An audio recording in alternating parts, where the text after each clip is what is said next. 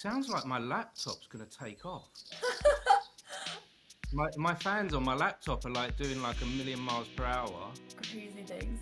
It sounds Yeah. better now. Yeah.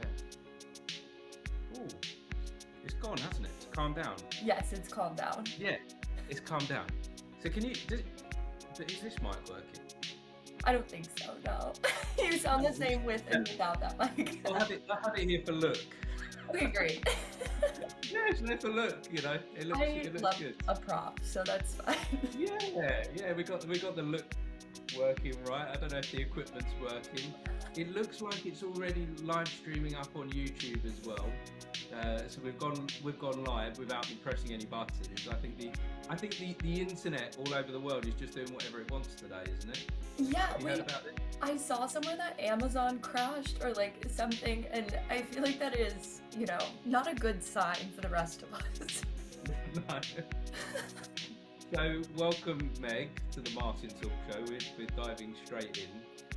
Thank you so much for joining me. I believe that you're in America, right? Whereabouts in the United States are you? I'm in New York City. You're in New York. Yeah. So it's 4 o'clock now in the UK and 11 a.m. in New York. How's your morning been? It's been pretty good so far. I think my cat is a little ill, so I have to take her to the vet later, so that's actually not so fun. But other than that, just doing a lot of show prep for Greenwich, which I'm so excited for. Yeah, so it's not long now, just over a week away until you come to Greenwich, until you come to the UK to perform your show, which I know you've sold out this show before when you've taken it to New York and when you've taken it to the Edinburgh Fringe, and the title just intrigues me.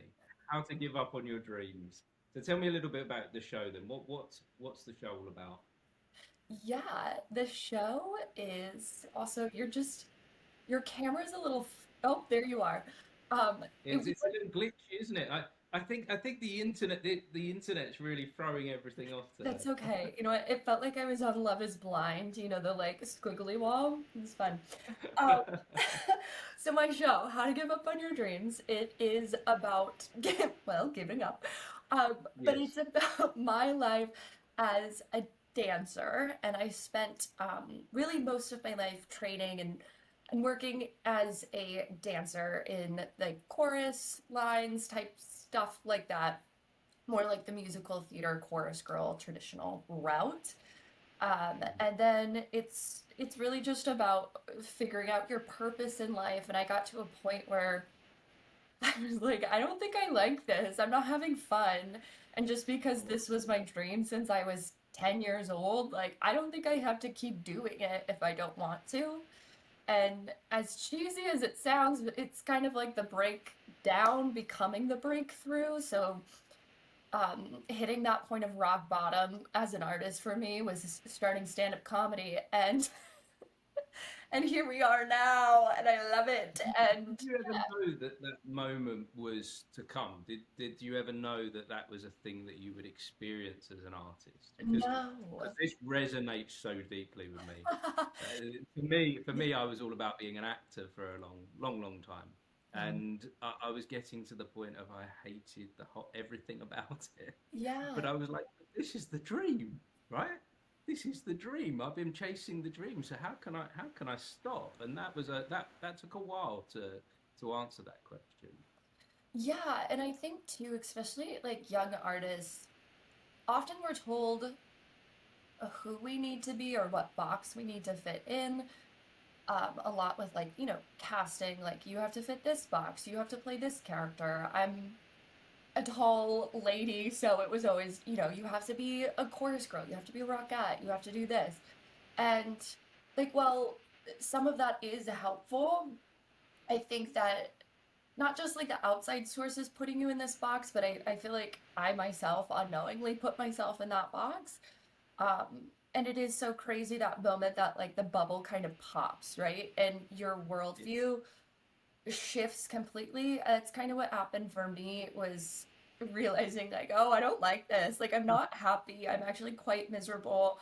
And then Mhm. just getting to a point where I gave myself the permission to not have to do it anymore. Like I could be happy and still be, an artist. Because I feel like as artists, that's such a part of our Mm. identity, and like what we need in the world is just to express our creativity somehow, some way. So just finding like other outlets and allowing those to, come in and be a bigger part of my life, I think was huge.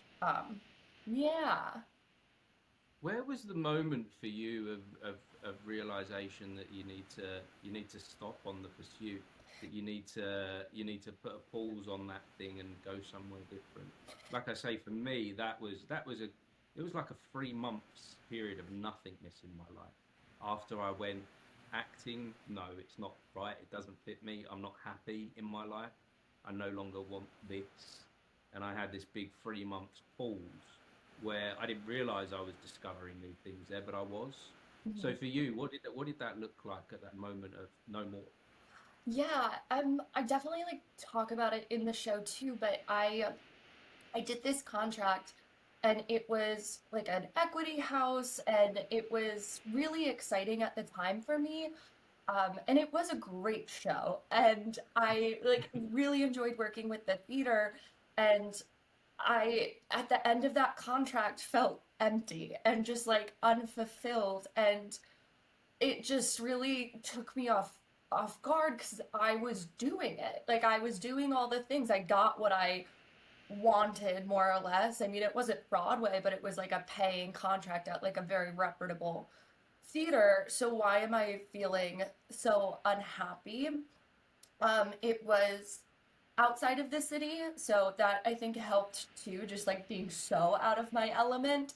And then coming back to New York, I went through that like 3 month period of like, what what am I doing here? And I just did like a lot of journaling, as silly as it sounds, and I just started signing up for a bunch of classes at that time. Like I took a sketch writing class and then I signed up for a stand up, like all female stand up class. And I was still like going to auditions, but I knew my heart wasn't in it. And it was one of those things. I would show up at the audition. If the line was too long, I was like, I'm going home. Like, Yeah. I just like was so over it. But that, and then that all kind of culminated in the 2020 lockdown, if we remember. Yeah. So then What was that? What happened there? yeah, the pandemic kind of like the 3 month period of me being like, I don't know. I did stand up for the first time. And then like 2 weeks later, New York was completely shut down. And that was another thing where I was like, okay, well, the world's over. I'm never gonna perform again. But that I think is another story. But it definitely did also kind of push me to have that open space to reevaluate, what is important to me in all that fun time. I wonder if we have a relationship with our creative pursuit. It sounds to me like it's like that moment of when you're in a relationship and you're like, this isn't working out, but you've got to make that. Even once you've made that decision that it's not working out, you might not necessarily separate at that moment. It Yeah. might take you a little while to pull apart. No, 100%. And it felt like I was going through a breakup, like a Mm. long-term relationship breakup. And honestly, it did take me a lot of time to just be like friends with dance again. And I feel like I am. Like, I still love dancing without, it being my personality and my career. But yeah, no, it definitely did feel like a relationship that you have to process. So you mentioned journaling. How did journaling help you in that process? Uh, Because you mentioned journaling, and then you was like, "Yeah, but that's silly, isn't it?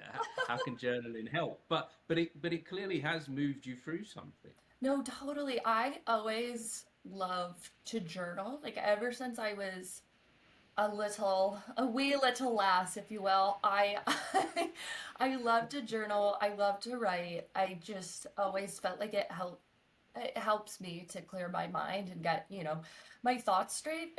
Because I am, such a creative, anxious energy. Like sometimes just sitting down and mapping out my thoughts can can help a lot and can help me like uncover, what's really going on. And I feel like when you're journaling, at least for me, it's like, okay, there's no one else here, so no like lying, no bullshitting. Like this is just me and me. So like be honest with yourself. And I feel like journaling is a very helpful tool to be so honest with yourself of like what is really going on here. Yeah. To find the truth, to because it was when you've got an audience all the time, or you're used to an audience, or even when you're talking like we're talking here, or you're talking with your partner or your friends, it's sometimes hard to get to the truth because it's sometimes very difficult to be honest and be authentic. But yeah, I guess in that space of journaling where it's just you and the pen and the paper, you can be free and you can Yeah. find out what is the truth for you because you might not know. Yeah, absolutely. And it's just like getting through all of those layers of your ego and yourself and I don't know. Yeah, figuring out what what's going on down there. So where was the discovery of comedy then for you? Where did you start to go? Oh, wow, like dance to comedy doesn't sound like a natural transition, but so what was that bit in between? What did that look like? Yeah, so once I graduated college, so I went to school for dance, and the program I went to was very strict, and it was very, you have to do XYZ, and this is whatever, who you are. And once I graduated, I moved to New York like immediately, and I started working at Broadway Dance Center, which is still like my home away from home. And I was working there just as like a front desk manager. Shouldn't have been allowed to at 22, but that's fine. And I just, for the first time, it felt like I was like really free and able to, I don't know, just like be myself without having so much of the pressures from college. And a lot of my like coworkers and the other dancers I was meeting were like, oh, you're really funny, you should try improv. And I had never even heard of improv. Like, again, I went to such a like dance musical theater, like really tight buttoned up school, so improv was so foreign to me. And so I signed up for an improv class just for fun because a lot of people were telling me like you should do it, and I hated it. I thought I thought it was so icky. No, I hated like being put on the spot and Mhm. not being prepared. And I feel like that also showed like I needed to grow a lot at that time as a person and as an artist, and just being like really self-conscious of my image and my identity and what I said, and everything had to be perfect. And Mhm. so I hated it, but I throughout the years when I felt like a lull in like auditioning as a dancer, I would sign up for an improv class. So I took a few improv courses through the course of like, I don't know, like 5 years. And then after that show I was talking about that kind of like was my breaking point. I I then was like, okay, well, I don't like improv. What if I try sketch writing? What if I try stand up? What if I just like throw a bunch of shit at the wall and see what sticks? Yeah, And yeah. I signed up for an all female stand up class, which I think is so important because, again, I was coming from a dance theater background. Like, I had never talked to a straight guy before. Like, it was very important to me that I was in like a familiar environment. And so, so it was wonderful.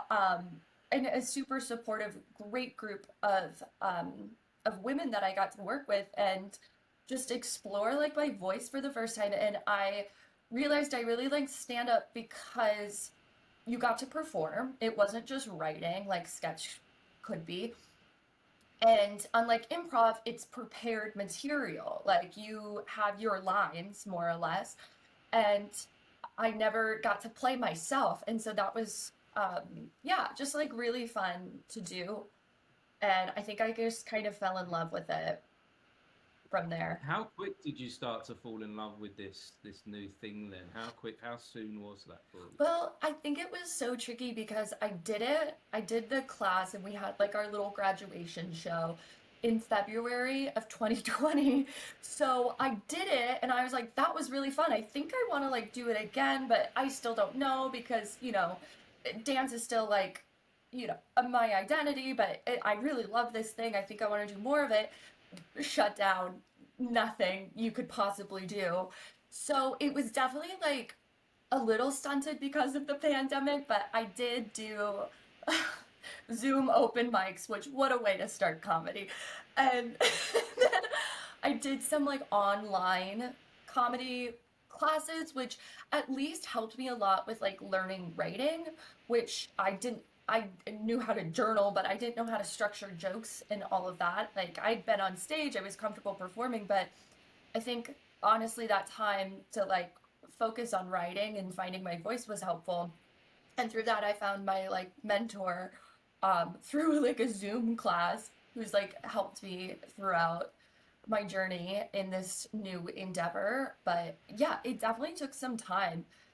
And even when the world opened back up and I started like actually going to open mics, I was like, oh, I don't know if I want to do this because open mics are gross. Like, there's just like sticky basements, nothing but straight men. It was so out of my element. I was just like, ah!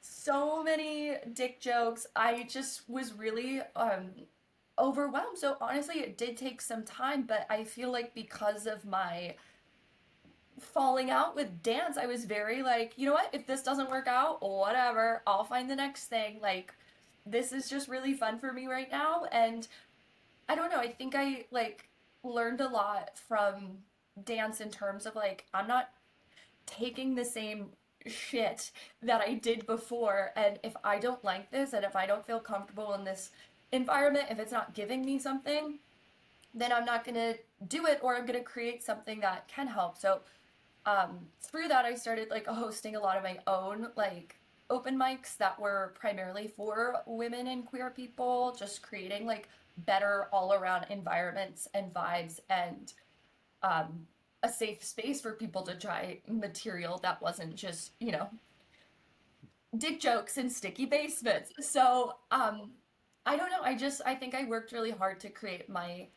community around comedy and make it different than like what the scene was, and that really propelled me. um yeah, and then obviously like writing a solo show really helped because it does combine my love of theater and performing, and I dance in it too, which is fun. And writing and comedy. So I just to talked for 10 me, hours. Sorry. to me, well, you sound really brave to me. Like this whole thing of like you've stepped out of your comfort zone, you've stepped out of everything you know and gone into a completely new space. But in doing so, you're showing a great example of what you can find. And it sounds to me like you've found yourself within that space. And this conversation is really resonating with me Oh, because it yay. sounds so familiar to what I went through, to what I went through from being the actor that's the dream, and then being completely lost, and then finding myself within podcasting, and Yeah. and the two things you might think, oh, an actor can be a podcaster, like that's easy for an actor, but no, like 5 years ago, if you'd said do this, I'd have been like, no, I can't. Where's my script? I need a script. I need to be someone else. Like I can't be me in this space. So I really do appreciate how brave it is to do that. Yes, we're not policemen or firemen or like we're not saving lives here, but for ourselves, for what we go through, it is a brave thing. It is really difficult to transition from the dream that you once had into the unknown. Yeah, and maybe you feel this way too with podcasting, but comedy and, storytelling and all of that. I feel like, unlike dance and maybe acting too, it does give you a bit more autonomy over your own work and creativity. And a lot of dance is here's your choreography, now do it. Yeah. Where, Always, I found with acting that I was always being part of someone else's dream. I right? was always, whilst acting was the dream, and I wanted to pursue these characters and I wanted to tell stories, I found myself for 20 years just doing what everyone else wanted me to do. I was their puppet, is Mm, how I felt. Did you find that with dancing then, that you were other people's puppet? Yeah, for sure. Absolutely. And especially in like the audition process, I know there's many ways they do it, but the times they take your headshot and they're like, never mind, we don't want to see you today, or Yes. simple things like you're too tall or you're too short or whatever it might be for the role, and you're like, I just want to do Being the thing. being judged for everything but your talent. Yeah. I think in the especially within the last 5 to 10 years of doing acting, I don't think I ever got judged on my talent. It was, do I just have the right look for the role, and that was it. And there was no. I think the difference for both of us is when we go into a space of the unknown, and we go into a space of being curious and trying things out, throwing the shit against the wall and seeing what sticks. We all of a sudden have our own agency Mhm. about what we do. We're discovering our own purpose, and there is no one else telling you there's a box for you to go in. It's now within that space of curiosity. It's all about what you want to do. Yeah, 100%. So where are you now then? Where do you feel within this space of comedy and doing your own shows that you've written? How do you feel about this new dream that you have? Yeah, I mean, I feel like very happy. I feel no, I definitely feel like it's given me so much that I didn't have before. Like it's helped me find my voice and find my point of view, and I just love performing and I love having so many more opportunities. I feel like now as a comedian to perform than I did ever as a dancer. And I don't know if that's because comedy is a little bit more accessible. You just need a microphone. But Hmm. but no, I feel like this was always like it's not what I thought I would be doing, but it's definitely like it all makes sense. Like looking back on how I felt as a dancer, just being so frustrated, and now on the other side of that, like, oh, that's why I felt so frustrated and unfulfilled, and being on this side now, being like, it's okay. It all worked out the way it was supposed to. And yeah, I'm having a good time on the ride I'm on. And like I said, I love doing solo show stuff because it is comedy, but it's also theater and it's also storytelling, and it kind of meshes together those two loves of mine. Hmm. So what have you taken from the past then as a dancer, both technically and both in the way that you feel and the way that you pursue things? What is it from dance that does marry up with comedy? Yeah, that's such a good question. Proprioception, say it with me, moving your limbs around in space. I found as a layperson now, a lot of people don't have spatial awareness. So dance has given Mhm. me so much spatial awareness and control of my body in space and time. I think that is something I took for granted a long time as a dancer. Uh, but also, I think discipline, being a dancer, and just like working in theater, you probably knew, but you had to be disciplined. Like if you're not showing up on time, there's a million other people that they can There's call. a They million go, other people outside waiting to go on. yeah, just like that. And like I think having like the tenacity to like keep going, like the determination of like you do have to work really hard for your art. And I think dance taught me to work really, really hard and be super disciplined. But I think too, with that, it also taught me how to set boundaries around some of these creative things. Um, because, as artists, a lot of times you can be used and abused. It's like, Mhm. can you do this free gig? Can you do this, this, and that? And I don't know. I think that dance, in the falling out of dance, falling out of love with it, taught me like to have more boundaries around my own like personal uh, uh, limits, I guess. Like I don't have to. Your worth, your Yeah, worth. thank you. Hmm. That's the word we're looking for. Your self-worth. Yeah, I think definitely it taught me a lot about, yeah, just valuing your self-worth and how your self-worth doesn't come from your successes. You know, you can be on Broadway and be all of these beautiful things in the world, and that doesn't make you a better person. Like it has to come from within, and like your happiness can truly only come from within. And how does that translate to then the business side of it when you are asked to do a free gig?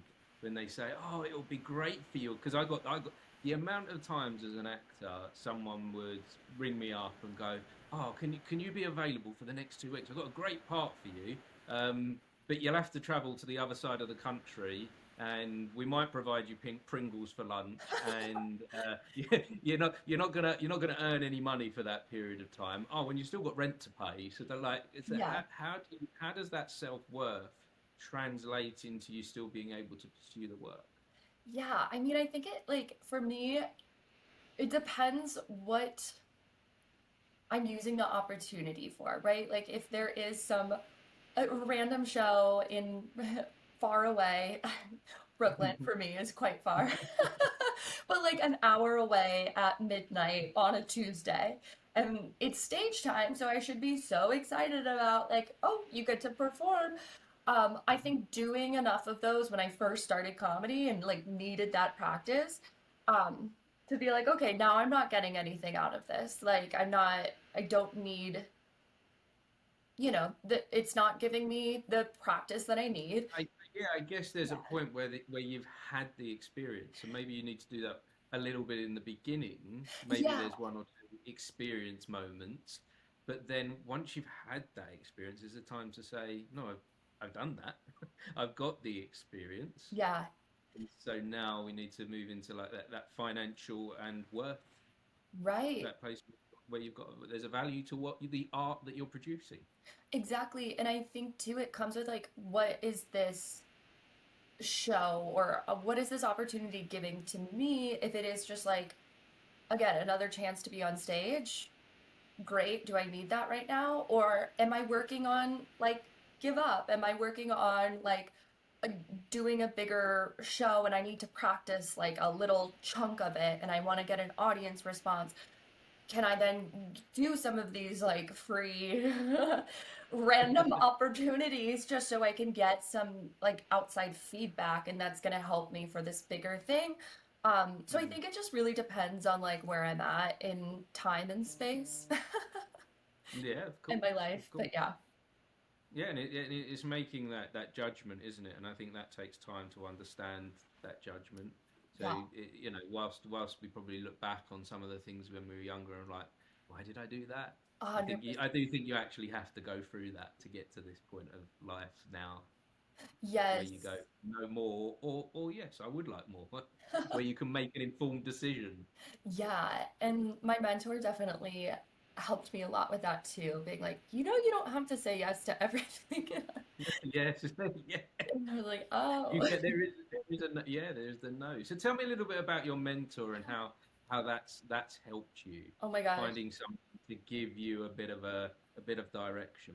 Yes, her name is Christy Summer. Shout out. I love her so much. She she just I found her through like a comedy I think it was through the Pit at that point. It was through this comedy school in New York. She no longer works with them specifically, but I think she was at the time. But I found her like a clip of her online and she was just super bubbly and very like fun and has like this really high pitched voice and a energy and she had this bit about her cats and it was just so it made me just so happy because I felt like when I first started comedy or first started going to those open mics it was just a lot of like grungy guys telling dick jokes, more or less. And so it was really cool to see someone like me out there with like a very vibrant energy talking about cats, my favorite thing in the world. And so I saw her clip and I was like, I just need to work with this person. And so I started doing like classes with her, mentoring with her, and she's just really like always been there with me. Like sometimes we won't talk for, a month or two, and then I'll be like, hey, I have this question about my show and I would love feedback. And it's just really cool to have someone that is such your like cheerleader and supporter. Mhm. And the reason I think we clicked a lot too, well, we both came from theater backgrounds and just our energy, but also her outlook on life and comedy and how like you have to be a person first and like just like take care of yourself and like value yourself. And I think she really gets the importance of like be a human being and don't let Mhm. this thing completely consume your life. Like it's okay to say no or rest or like do all those things. And I feel like that's not always what you hear when you're first starting out. It's like go to every open mic you possibly can and you have to get passed at this club. And she'll be like, but why do you want to get passed at that club? Tell me why. And then it's, I don't know, Mm. just her point of view is just super helpful and I think refreshing. I think there's a lot of power in that and a lot of guidance in that question when someone just goes to you, why? Yeah, And you know, not giving you the answers, not telling you like, no, that won't work out for you, that will work out for you, but for you to figure out yourself, why do you want that? Why do you want to go to that place? Why do you want that path? Why do you want this as part of your life?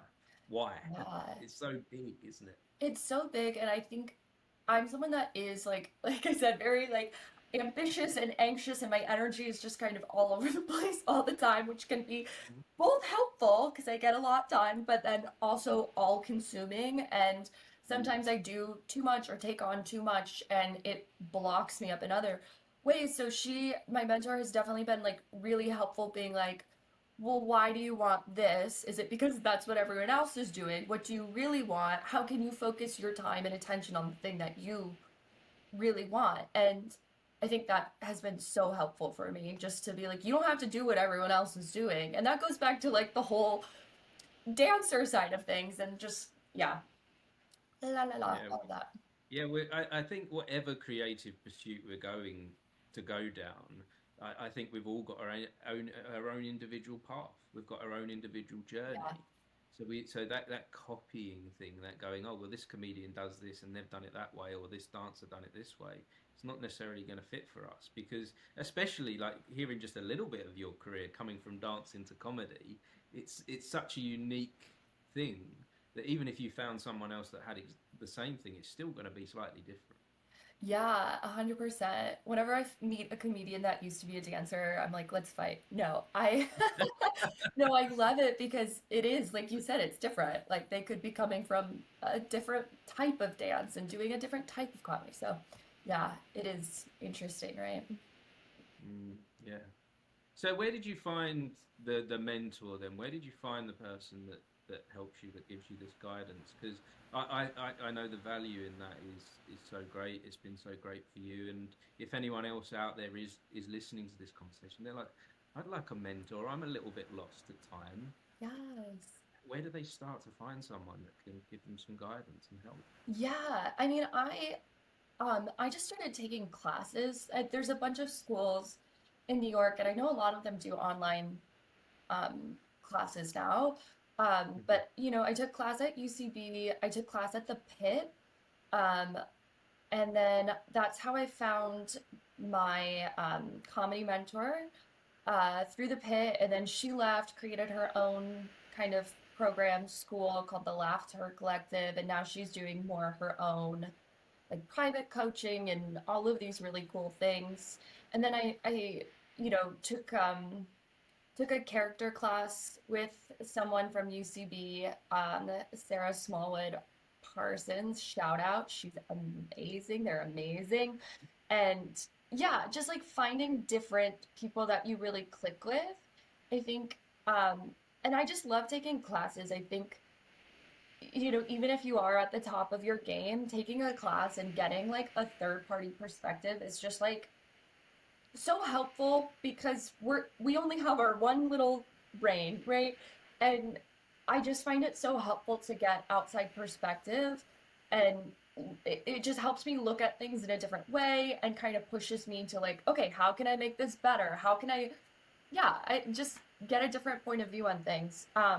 But yeah, I That's was, so important as an artist in whatever field we're doing to get that outside perspective. yeah. Like for me as an actor, in my frustration for a little bit, I tried to do some self-directing.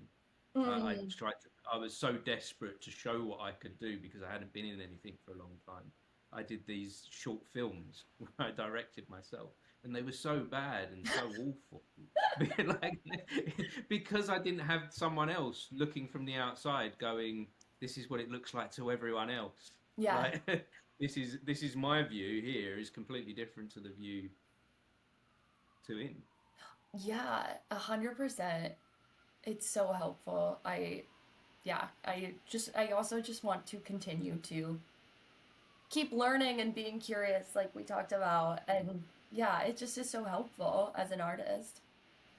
So going into a space of learning then is where a good place to find your mentors, is a good place to find others that might know something that you don't and a perspective that you're not familiar with. Because none of us know everything, no matter what field we are or what level of our career we're at.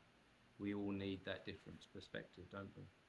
Yeah, 100%. And just finding, I don't know, I think classes too are so helpful because you also get to meet other people that are like-minded like you, and you can find really great friends through that that then you get to collaborate with and write with, and that's how I found um, I was gonna say my director, but I think we met in the wild. But still, like it's very helpful to just meet people through that. Yeah. I'm going to take that advice on myself. I've been thinking about I would like to find ways to collaborate with other podcasters, Yeah. and I would and how and it would be where I'm in a space where I've just kind of made this up as I go along. that, Yeah, yeah. that I would like to expand that knowledge. I'm thinking now that maybe I should pursue some classes, and whilst I'm quite comfortable, maybe that's actually not a good space to be. Maybe I should step into that or out of that comfort zone into the unknown, Yeah. and maybe there will be someone there that can give me a bit of guidance to move this forward. Yeah. Just like a fresh perspective is always nice. And I don't know, I think like if you are going to invest in your career, it's like education or class, like that's always a good thing to put I don't know, put merit in rather than like Yeah, no, I 100% agree. I'm always saying to both my children, that if you're going to invest in anything in life, forget stocks and shares, forget buying gold, invest in you, yourself, because yeah. all them other things they're going to go, but you're always going to be there. Yeah, And yeah. the value that you could be giving to your future self for what you go through now could be exponential. You can't put a price on that. So if it's going to cost you £50 a session to go and learn something new, it's worth it. Go and pursue it. Go and find that new knowledge. Go and find the new mentor. Yeah, I love that. It's so true. So tell me, Meg, what are you hoping to find when you come back here to London? Then when you come and put your show here on at Greenwich, what is your hopes and dreams for the show? Oh, I'm so excited to not be in America for a little while. Really, uh, what is America? It's the land of the free, isn't it? I'm ready for The a little land. European break. It's one of my goals. No, I'm really excited to be able to do like a full week run of the show. I've added and adapted a little bit since the last show I did, which was I did the New York Fringe Festival, which was back in April. So I'm really excited to revisit the material and get to do it off West End, which is really cool.